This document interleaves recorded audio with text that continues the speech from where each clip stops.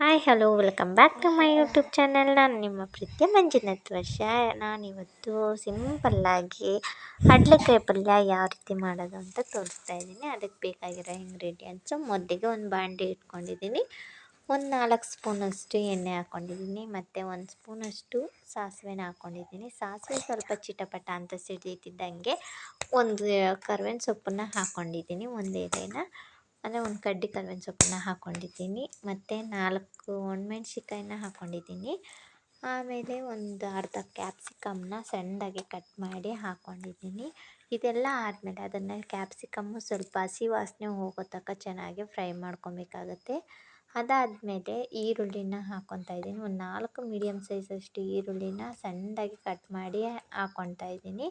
ಅದನ್ನು ಕೂಡ ಚೆನ್ನಾಗಿ ಆಯಿಲಲ್ಲಿ ಫ್ರೈ ಆಗೋದಕ್ಕೆ ಬಿಡಬೇಕು. ಅಂದರೆ ಅದು ಸ್ವಲ್ಪ ಗೋಲ್ಡನ್ ಬ್ರೌನ್ ಬರೋ ತನಕ ಸ್ವಲ್ಪ ಡೀಪಾಗೆ ಫ್ರೈ ಮಾಡ್ಕೋಬೇಕಾಗುತ್ತೆ. ಏಕೆಂದರೆ ಈರುಳ್ಳಿ ಸಾಫ್ಟ್ ಆಗಿದ್ರೆ ಚೆನ್ನಾಗಿರುತ್ತೆ, ಅದಕ್ಕೋಸ್ಕರ. ಏಕೆಂದರೆ ಅದು ನೀರಂಶ ಇರೋದ್ರಿಂದ ಅಡ್ಲಕಾಯಲ್ಲಿ ಈರುಳ್ಳಿನ ಸಾಫ್ಟಾಗಿ ಬೇಯಿಸ್ಕೊಂಡ್ರೆ ತುಂಬ ಚೆನ್ನಾಗಿರುತ್ತೆ. ಮತ್ತು ಸಣ್ಣದಾಗಿ ಹಚ್ಚಿಟ್ಟಿರುವಂತಹ ಅಡ್ಲಕಾಯಿ ಒಂದು 4 ಅಡ್ಲಕಾಯಿ ಇತ್ತು, ಅಂದರೆ ಒಂದು ದೊಡ್ಡದು, ಒಂದು 3 ಸಣ್ಣದು. ಅದು ಫ್ರೆಶ್ ಅಡ್ಲಕಾಯಿ. ಅದನ್ನು ಚೆನ್ನಾಗಿ ಸಣ್ಣದಾಗಿ ಕಟ್ ಮಾಡಿ, ಒಂದೇ ಮೀಡಿಯಮ್ ಸೈಜಲ್ಲಿ ಸಣ್ಣದಾಗಿ ಕಟ್ ಮಾಡಿ ಅದಕ್ಕೆ ಸ್ವಲ್ಪ ನೀರು ಹಾಕಿ ನೆನೆಸಿಟ್ಟಿದ್ದೆ ಒಂದು 10 ನಿಮಿಷ. ಏಕೆಂದರೆ ಅದರಲ್ಲಿ ಔಷಧಿ ಎಲ್ಲ ಹೊಡೆದಿರ್ತಾರಲ್ಲ, ಅದಕ್ಕೋಸ್ಕರ.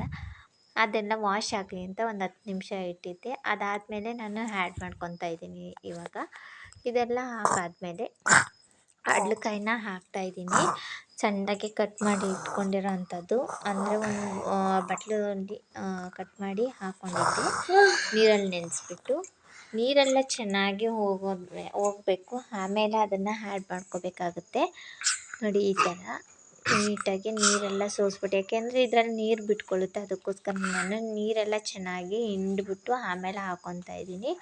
ನೀವು ಕೂಡ ಇದೇ ಥರ ಹಾಕ್ಕೊಳ್ಳಿ. ಚಪಾತಿಗೆ ಮತ್ತು ದೋಸೆಗೆ ಪಲ್ಯ ತುಂಬ ಚೆನ್ನಾಗಿರುತ್ತೆ. ಸಾಂಬಾರು ಮಾಡೋ ರೆಸಿಪಿನೇ ಬೇರೆ, ಇದು ಪಲ್ಯಕ್ಕೆ ಮಾಡ್ತಾ ಇರೋದು ತುಂಬ ಚೆನ್ನಾಗಿರುತ್ತೆ. ಮತ್ತು ಇದಕ್ಕೆ ಕಾಯಿ ತುರಿ ಬೇಕಿದ್ದರೆ ನೀವು ಆ್ಯಡ್ ಮಾಡ್ಕೊಬೋದು. ನಾನು ಇದಕ್ಕೆ ಆ್ಯಡ್ ಮಾಡಿಲ್ಲ. ಮತ್ತು ಟೊಮಟೊ ಕೂಡ ಆ್ಯಡ್ ಮಾಡ್ಕೊಬೋದು. ಇವೆರಡನ್ನು ಸ್ಕಿಪ್ ಮಾಡಿದ್ದೀನಿ, ಏಕೆಂದರೆ ಟೊಮೊಟೊ ಹುಳಿ ಇರುತ್ತೆ, ಅದಕ್ಕೋಸ್ಕರ ನಾನು ಹಾಕ್ಕೊಂಡಿಲ್ಲ, ಸ್ವಲ್ಪ ಖಾರ ಇರಲಿ ಅಂದ್ಬಿಟ್ಟು. ನೋಡಿ, ಇವಾಗ ಹಾಕ್ಕೊಂಡಿದ್ದಾಯಿತು. ಅದೆಲ್ಲ ಆದಮೇಲೆ ಚೆನ್ನಾಗಿ ಫ್ರೈ ಮಾಡ್ಕೊತಾ ಇದ್ದೀನಿ.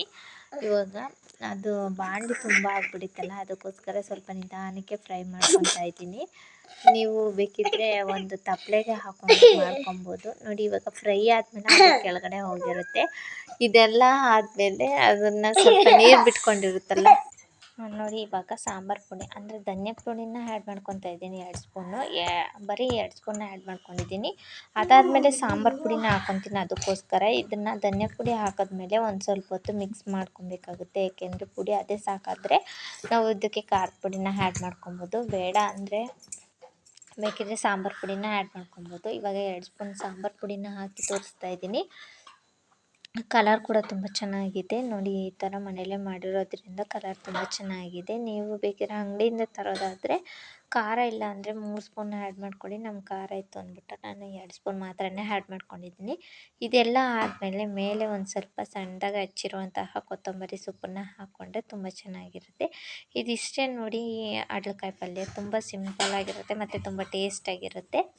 ಸೊ ಯಾರೆಲ್ಲ ನನ್ನ ಚಾನಲ್ನ ಸಬ್ಸ್ಕ್ರೈಬ್ ಆಗಿಲ್ಲ, ಪ್ಲೀಸ್ ನನ್ನ ಚಾನಲ್ನ ಸಬ್ಸ್ಕ್ರೈಬ್ ಆಗಿ, ಹಾಗೆ ಪಕ್ಕದಲ್ಲೇ ಕಾಣುವಂತಹ ಬೆಲ್ಲೈಕನ್ನ ಕ್ಲಿಕ್ ಮಾಡಿ.